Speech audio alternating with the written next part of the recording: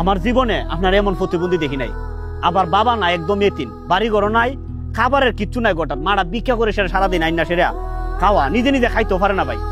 এখন অত্যন্ত অসহায়, মির্কি বেমার সহ বিভিন্ন রোগে সে আক্রান্ত, কঠিন রোগে আক্রান্ত, শরীরটার ভিতরে দুর্গন্ধ ভাই, সহ্য করার মতো না।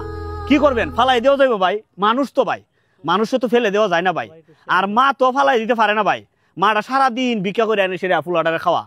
অন মা কইতেছে, বাবা আমি কই ফেলামো ভাই বাবা আমার এই সন্তানটারে। বাবা চিন্তা করে দেখেন একবার, যদি আপনি ভাবেন মার এই কথাটা, আমি মনে করি প্রবাসের দেশে বিদেশে যারা আছেন ভাই, প্রাসান হৃদয় গলে যাবে, কলিজা ফেটে যাবে ভাই এই ভাইয়ের প্রতি। দেখেন বয়স কিন্তু আপনার প্রায় 22 বছর, কিন্তু এখনো আটতে পারে না, নিজের জীবনটা নিজে চালাতে পারে না। মা আছে বললে ভাই ফালে, মারা মারা গেলে কি বছর ভাই। তাই আপনারা কিছু সহযোগিতা করলে, উন্নয়নমূলক কিছু কাজ করে তার ভবিষ্যতে কিছু একটা করে দেওয়া যায় কিনা ভাই, একটা ব্যবস্থা নিতেইব। দেখেন ভাই অনেক হয়তো ভিক্ষা করে খাইতে পারে, সে লড়তে পারে না ভাই জায়গার থেকে ভাই, টাকাও চিনে না, পয়সাও চিনে না, খাওয়ানটা নিজে খাইতে পারে না ভাই। তাই সকলে দেশে বিদেশে ধনবান ব্যক্তিদের কাছে অনুরোধ, আপনারা সবাই সহযোগিতা করে এই ভাইটাকে আপনারা কিছু সহযোগিতা করুন, যেন তারে কিছুটা আল্লাহ পাক রহমত করে আপনাদের দয়ার মাধ্যমে।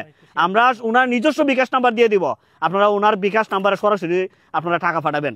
আর একটা হলো, আপনারা ভিডিও দেখা মাত্র ভাই ভিডিওটি শেয়ার করে দেন, এই ভাইয়ের স্বার্থে, এই ভাইয়ের কল্যাণের জন্য, এই ভাইয়ের দয়া হবে ভাই। তো বন্ধুরা, তোমরা ভিডিওটা শুনলে, ভিডিওটা দেখলে যে ভাইটি কিন্তু কিছু করতে পারে না এবং তার বৃদ্ধ মা ভিক্ষা করে বাচ্চাটিকে খাওয়ায়, মানে আমাদের ছোট ভাইকে খাওয়ায়। তো তোমাদের কাছে একটি অনুরোধ করবো যে তোমরা এই বৃদ্ধ মাকে অন্তত কিছু সাহায্য করো, যেন তার মা সুস্থভাবে বাচ্চাকে খাওয়াতে পারে এবং ভাইটির ট্রিটমেন্ট করতে পারি আমরা সকলে। তো তোমাদের কাছে এটাই অনুরোধ করবো, এবং তোমাদের অত সাথে করতে পারবে না, তোমাদেরকে সাইডকে অনুরোধ করবে তোমরা ভিডিওটাকে শেয়ারের মাধ্যমে ছড়িয়ে দাও, যেন দারোয়ান ব্যক্তি অর্থ সহায়তা করে। ধন্যবাদ।